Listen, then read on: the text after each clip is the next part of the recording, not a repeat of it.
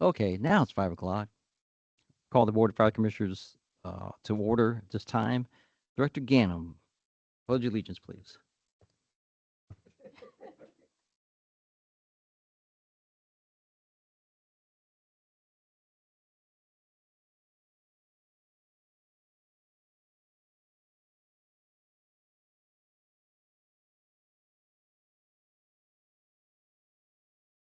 Thank you.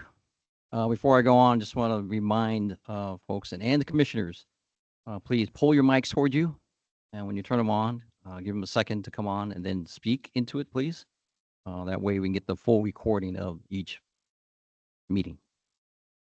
Please, again, pull your mics towards you and when you turn them on. So we're going to go approve of minutes from the following meetings since Commissioner Gates wasn't here for some of them. I'm going to go each one for approval minutes for the meeting of January 28th. Is there a motion? I move to approve. Motion by Commissioner Burrs, Second. second by Commissioner Vedino. On the regular meeting on January 28th, are there any discussion on that? Hearing seeing none, all those in favor say aye. Aye. Thank you. Motion for special meeting February 3rd. I move to approve the February 3rd. I second. Motion by Commissioner Burrs, second by Commissioner Gates. Any other discussion?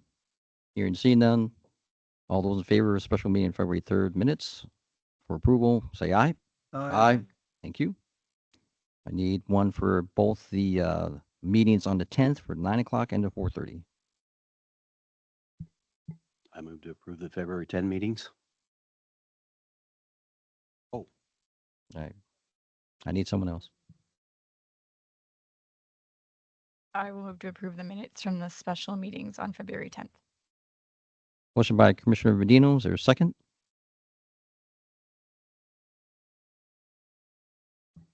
I'll second it. Seconded by Commissioner Fuller. Any other discussion on that? All those in favor say aye. Aye. Thank you. I will take motion for February 10th meeting for 4:30 p.m.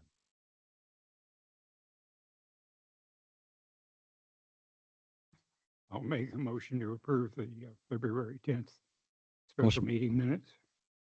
Motion by Commissioner Fuller, seconded by Commissioner Vedino. Any other discussion on that? None at this time. All those in favor say aye.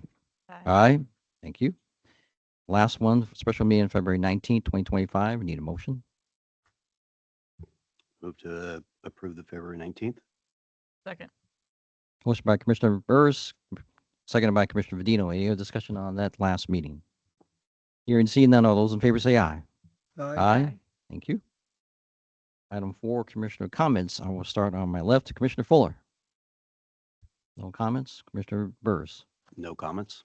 Commissioner Vedino. Nothing for me, thank you. Commissioner Gates. No comments.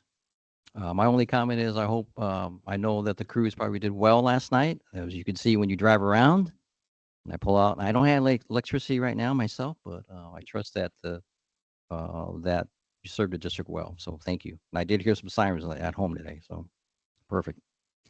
Down to public comments. Item 5. If there's any public comments, please state your name and address for the record. Please limit comments to 3 minutes or less.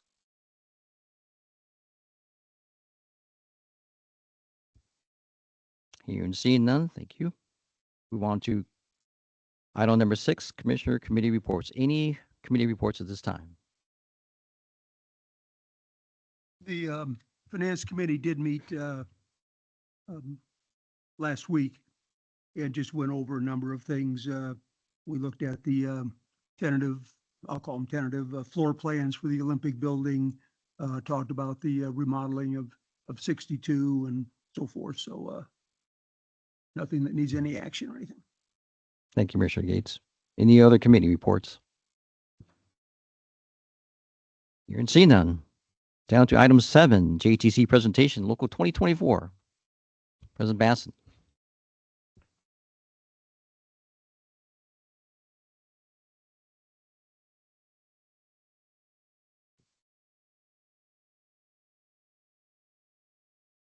It's red. Is it working? Said to flip it up. I got a thumbs up. I think it's working. All right, commissioners. Started originally this summer. You should all have this JTC notes thing that I passed out, just kind of a highlight of what's going on. So this summer, spring, summer, or last spring, summer, the Washington State changed the rules that would not allow for the 600 hours roughly of academy time that had previously been counted with the JTC program. So ultimately what that ended up doing was bumping everyone's accumulation of hours. You need 6,000 hours to complete the program. It bumped it down roughly 6 months. So what has happened is our members that were in the JTC program at the time when it was the full 6,000 hours academy hours counted, they have their pay bumps have now been moved by approximately 6 months as they finish the steps. So our goal with this, with the new state regulations and requirements, was to untie the JTC step completions and the pay step completion, so that they would go back to getting their step raises on the anniversary of their hire date versus having to complete the JTC step in order to get their pay raise or the pay bump to the next step. So what happened was, and I'll let Kelly speak a little bit on this, is in the JTC committee, both labor and management had talked about how do we resolve this. The MOU that I believe is attached to your commissioner report was our attempt at compiling everything that came out of the JTC committee to bring forward to the administration to work on an MOU that to then present to you, the commissioners and our members of the local. And that met some resistance, but now we're here presenting this to you, and that is like I said, that's our first attempt at an MOU to resolve this issue that has come up, and we would more than happy to negotiate further with the district if needed. So Kelly, do you want to talk about any of the JTC requirements? He's our JTC representative from the executive board. No, that you pretty much covered it. The main thing was that this ruling, it just impacted our members in a way that they were going through the academy, were expecting that pay raise on their anniversary date, how it kind of lined up previously. And then with the unilateral decision with the state and LNI, it moved the whole timeline back about 6 months. So now we have people who have completed their training and are just waiting on hours really to get their pay raise. They're moved on to like the second step and they're still continuing their training. However, they can't get that pay raise because in the state, they haven't reached that hour mark. So we would just like to untie that. And we talked to a couple of their departments and they have already untied their pay bumps from JTC. So this is not something that is, just us. Everybody's facing this problem. And it's just a matter of we're trying to keep those pay raises consistent for our members and they'll continue on their training. So. Is there any questions we can answer that you guys might have? Any questions? Mr. Burrs? Not so much a question as statement, a little history. If you go back, way back, before JTC, at least within this department, there was the pay jumps were strictly on the calendar year. When JTC came in, I believe Chief Crossan was the very first crew that went through JTC. It made sense to tie them together. But I definitely understand that, well, the rules have changed, and how do we untie them again? But just the idea that originally it really was just a calendar. Yeah, and currently we do have that provision in our contract that if the JTC program completely goes away, it reverts back to the calendar year. Ultimately, JTC is not going away. It's just had a unilateral change that we were not in control of. I guess my only question, and you don't have to answer it because obviously it might need to be negotiated, is, I mean, we did have a couple of instances of people taking a very long time to get through their JTC, longer than was reasonable. And that will be something that has to be accounted for during that negotiation So I'll process? speak to that too. So the MOU that I drafted up, it does extend those, basically what the contract said, you had that timeline to complete each step. It extends that out 6 months. So there still is that time restraint on when the members have to complete the JTC program. It just, this MOU just bumps it out another additional 6 months to cover that, the change from LNI. Okay, So So yeah, there would still be I think it goes from 4-year requirement to complete the JTC program to a 4.5-year requirement, but still be a requirement of the job to complete JTC. But before you had to, I mean, now, don't you have to complete, yeah, you may have 4.5 years total, but don't you have to complete each step of JATC, get promoted, let's say? Or get that pay bump? Currently, as it stands right now, you have to complete year 1 of JTC to receive your step 2 pay bump, complete year 2 to get your 3 step bump, and then complete 3 years to get your top step bump. So that would Will that change? under what's going on now, that's the reason why we are trying to work on this, is that has delayed out that progression of roughly 6 months per person. And so what we're trying to do is on your anniversary date, you would get your step raises. You would still have the requirements to complete the JTC program, but there would not be timelines associated with it except for the final 4.5-year timeline. Yeah, that would bother me because, I mean, how do I put this? We could end up giving step raises or promoting people 3rd class to 2nd class or whatever without them having completed JATC, the requirements for each of those steps. And so I'm just worried that if we had people working out there that were being paid as 2nd class firefighters, but hadn't completed the JATC, to get there, and there was some accident or something out there, and somebody said, hey, you've got people that you're calling 2nd class or 1st class or whatever, but they haven't completed all the JATC to qualify for that. Do you understand what I'm saying? I understand what you're saying, and without getting into negotiations in a commissioner meeting, Yeah. I think that we would certainly listen to your concerns and try to work with the district to complete an MOU that we could bring back to you that would hopefully satisfy everyone's needs. Can I ask, if 4.5 years goes by and somebody hasn't completed all the JATC, did they get terminated? It would be a requirement of employment to complete in 4.5 years. What if somebody leaves, say at 4 years, they've been getting an increased amount of pay, but they never did all the JATC? Can we claw back some of that money? See what I mean? If they leave before the 4.5 years, they got their pay raises, but they never did their JATC. I understand what you're saying, and we're trying to make sure I believe every other person in this department gets a pay raise on the anniversary of their employment. And so we're trying to make JTC fall in line with that and make sure that people are getting a predictable pay raise outside of the 600 hours that is now fluctuated in JTC. So if that's a concern of yours, I believe the administration would listen to that and be able to work with the local and trying to figure out where we meet the needs of everybody. And I will say, Commissioner Gates, so when the firefighter gets hired today, they go through the academy, they graduate the academy, then they're in the consortium JTC program. It's like an expedited program.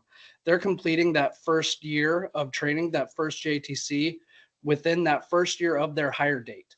So say that firefighter completes their JTC requirements, the training portion of it, they, in the state's eyes, they're not qualified as to graduate to the next step and for like another 6 months.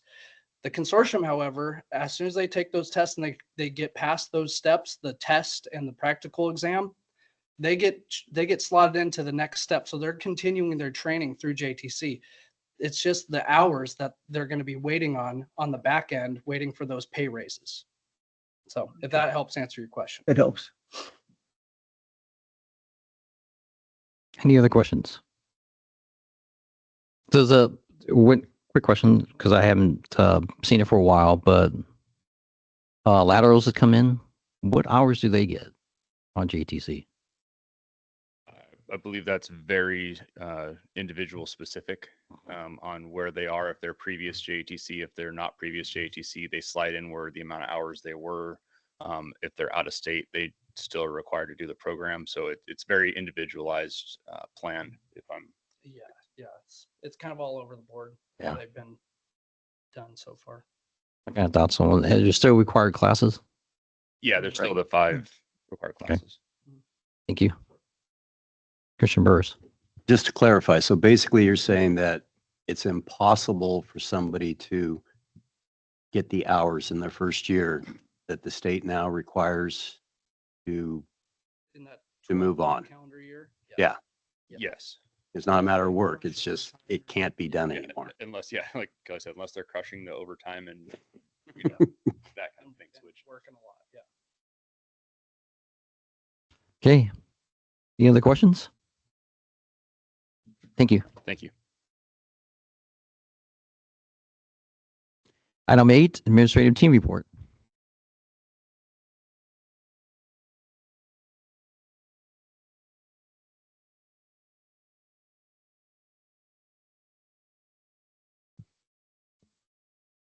Okay, good evening, commissioners. Just to touch on what you heard from President Baston and Kelly, that we acknowledge that that process is a little bit wonky as it pertains to the JTC issue. This was actually presented to you in our 2-on-2 meetings, and there were a number of questions. And at that time, there was some distrust between the local and the administration with the current fire chief. And so the local had expressed an interest in getting in front of the board to present their position on the matter. But both President Baston and I have had some conversations, and we understand that this is something that would need to be negotiated and then brought to the board for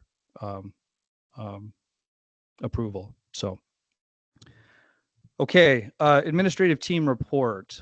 You have your staff reports, but there's a couple of things that I wanted to touch on that are not in the staff reports. We have indicated to the administrative team that it is a requirement to attend our regular commissioner meetings. The special meetings, when it pertains to a subject that not everybody has to be there, it's okay.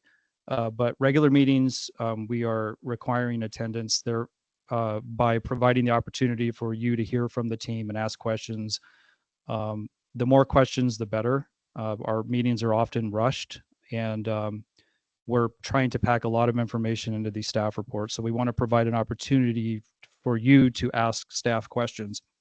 With that said, Chief Crossan tonight is sick, and Chief Smith is on vacation, and Fire Marshal Nichols is at a conference. So that's why they're not in attendance tonight. I also wanted to notice or make note that our financial analyst, Cheyenne Foster, has put in her 2 weeks notice. She's been with us for about a year now. She came on board to help us get through the fire benefit charge work. And she's ultimately decided that she's going to take some time off and not work. So she's put in her notice, and she will be departing the organization, I think March 7th. So if you get a chance to pop into the front office, say thank you and see her off. We've appreciated her efforts, and we couldn't have done this work the extra work that pertained to the fire benefit charge without her assistance. And she's also been helpful with an individual being out on maternity leave in the front office. So with that said, Summer will be back early March from maternity leave. And so we're looking forward to having her return. Hiring process, we have the MIH nurse process that we're conducting right now to round out the MIH program. We have a data and business intelligence analyst position that we are conducting interviews on this week, Thursday and Friday. We will be going out to hire another finance analyst with the 2 weeks notice that I just mentioned.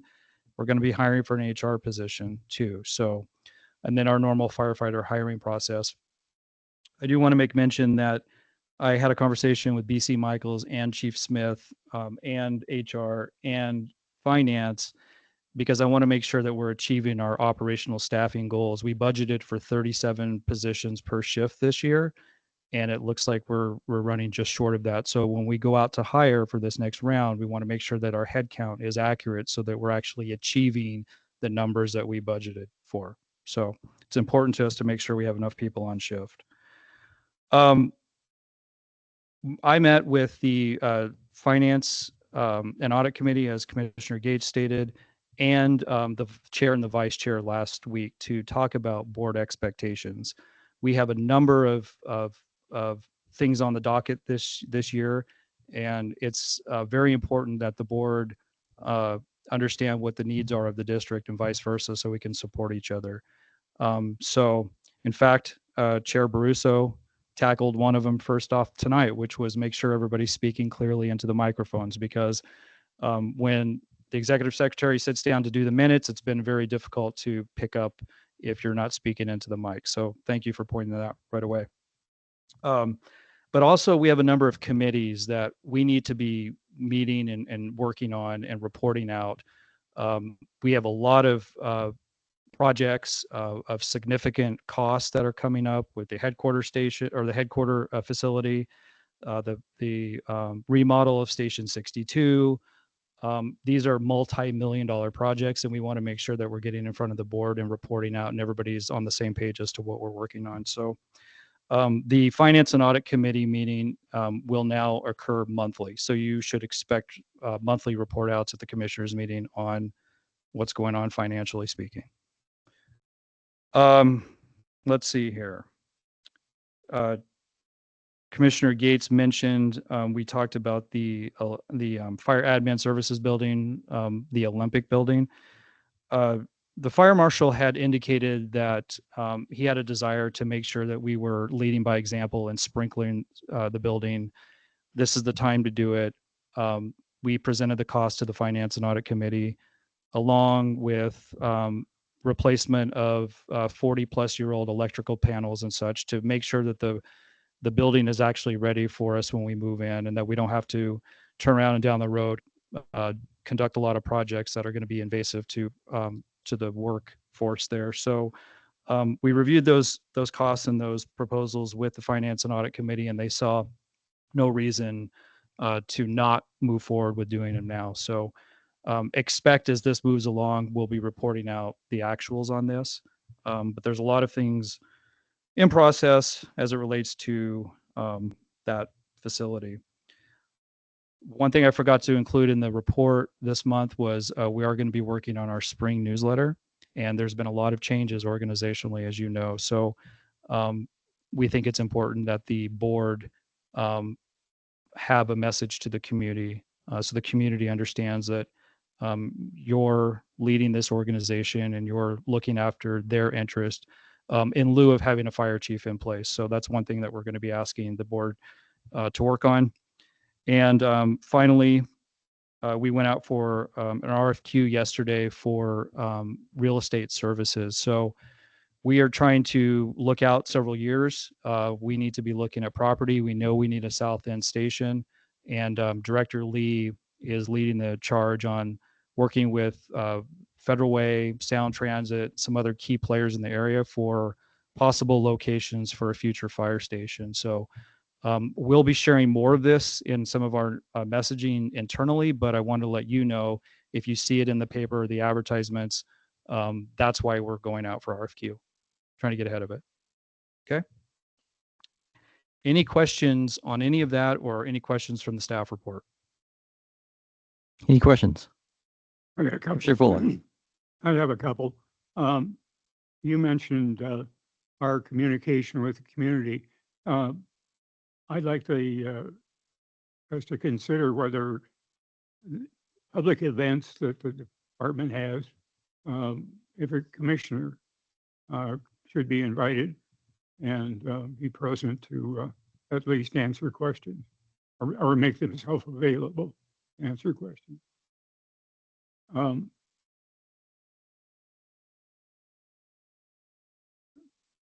Let's see, there was one more. Oh, I noticed there's a change in the freeway response with Puget Sound Fire. Has that had any negative impact on our ability to respond with them? Is there a chief officer that could speak to that? You need a mic.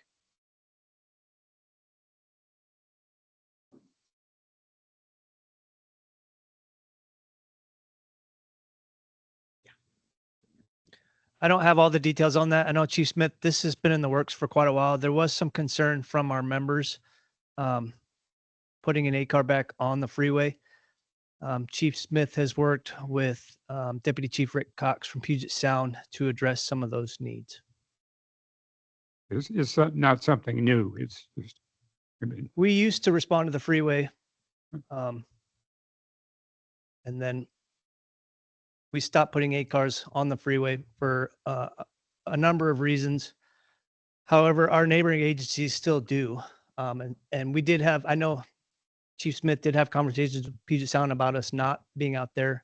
I was not privy to those conversations, but they did work out some expectations of them for our folks in the 8 cars as far as positioning on the freeway. one last one. Sure. All of the Federal Way schools have a fire drill, and as part of that fire drill is an active shooter event where the kids the windows are blanked over with blinds, and kids are told to do certain things. Do we have any input or need to work with them on those? I'll actually be sitting in on a meeting on Thursday with City Federal Way and Federal Way Public Schools for a tabletop exercise that they have coming in May. Okay. So yeah, we are actively involved with those activities. I'll correct them. Thank you. Any other questions? So I do have some. So just for, I know that in reading the staff report, the harassment anti-retaliation training, is there a way that the commission can get at least an awareness of what that is and what's been taught at all, so we know? Yeah, the HR division has been holding a number of those trainings. There's a presentation. We can share that presentation with you. We could have an opportunity for HR to meet with you individually if you want more information on it. But absolutely. Okay, thank you. It's just more of an awareness thing. Director Lee, expectations on grants did you have? Have you had any contact with FEMA at all?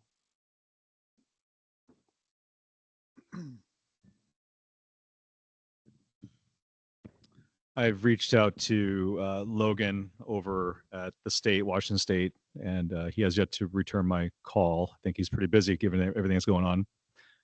And I reached out to Department of Commerce regarding 100,000, and yet to determine what's going on. But we're going to circle back on Thursday.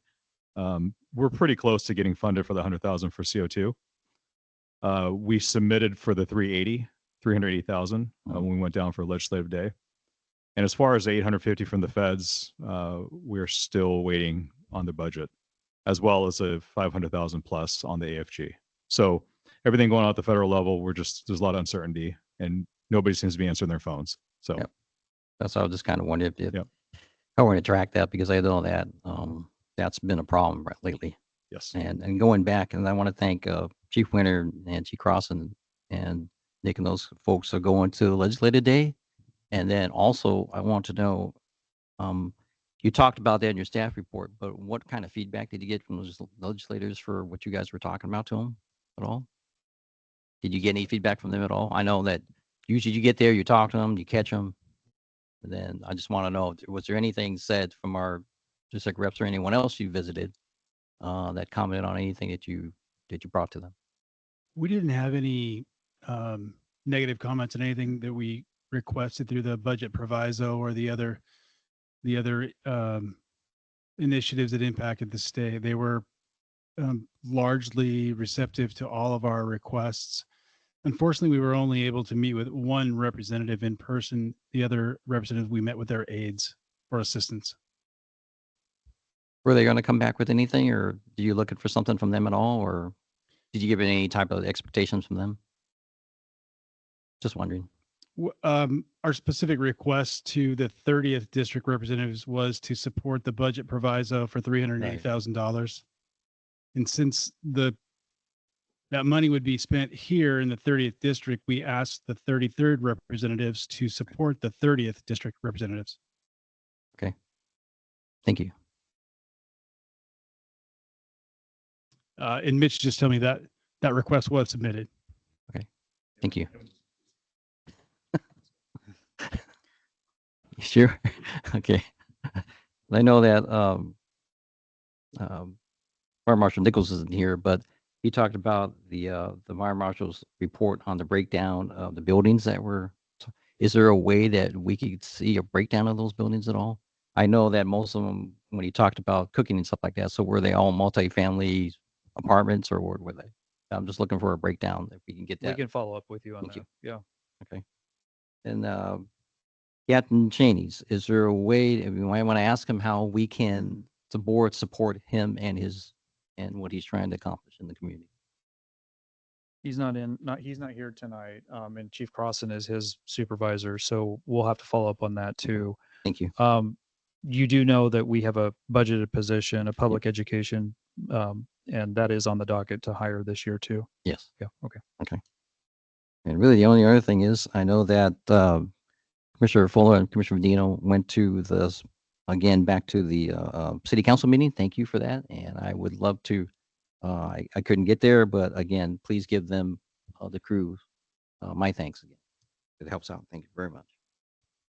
That's all I have. Does anyone else have anything? Go ahead, Commissioner Burrs. So Commissioner Fuller, you asked about the freeway responses.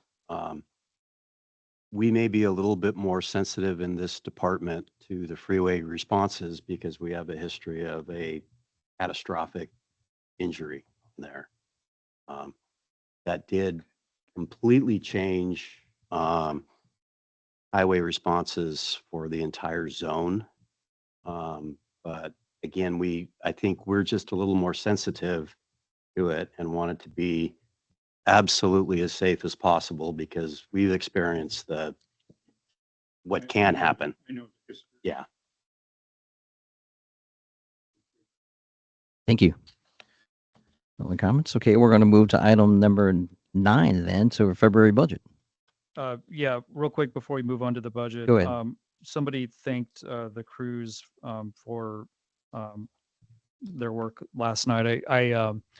Chief Deffenbaugh reminded me before going home that we had a storm that was brewing, and I went over and checked with BC Lawson, and he had everything in order. And Chief Smith has been working on a storm procedure that he's been communicating with the battalion chiefs, and so just kudos to all involved there, getting ahead of it, paying attention, and making sure that we had adequate coverage. I understand that they staffed a utility rig last night. And as I think somebody pointed out, there's trees and limbs and things all over the place, power outages and such. In fact, we didn't have power to this building today. We weren't sure we were going to have the meeting in this building. So anyway, good job, operations. Okay, the February budget. We are sitting at 14.59% for the year. Our target at this time of the year, 2 months in, would be 16.67%. So we are 2 8/10% under budget for the year. That's great, but we have a lot of, it's early and we have a lot of unfilled positions right now. So I would expect that we would continue to be under budget for the duration. And for the monthly vouchers, I'm going to pass it to Finance Supervisor Barrett. Good evening. Okay, tonight we have mid-month utilities totaling $75,054.95. Accounts payable warrants totaling $1,447,134.06. Payroll direct deposit totaling $1,704,262.68. Our EFTPS totaling $382,335.77. Our medical claims processed as of February 18th totaling $136,790.50 for a total approval of $3,745,577.96. Thank you. Any questions at all from the commission? Hearing and seeing none. Take a motion for approval of vouchers. I move to approve the vouchers. Motion by Commissioner Vadino. Is there a second? Second. Second by Commissioner Gates. Any other discussion on the vouchers at all? Hearing and seeing none. All those in favor say aye. Aye. Thank you. It's passed. So the time now is 5:35. The board convened executive session per RCW 42.301101I to discuss with legal counsel representing the agency matters relating to agency enforcement actions, or discuss with legal counsel representing agency litigation or potential litigation to which the agency, the governing body, or a member acting in an official capacity is or is likely to become a party when public knowledge regarding discussions likely to result in an adverse legal or financial consequence to the agency. Joining the board in executive session will be Executive Director Ganem, Executive Secretary Perry, and legal counsel. Action may or may not be taken after executive session. At this time, we recess until 6:20.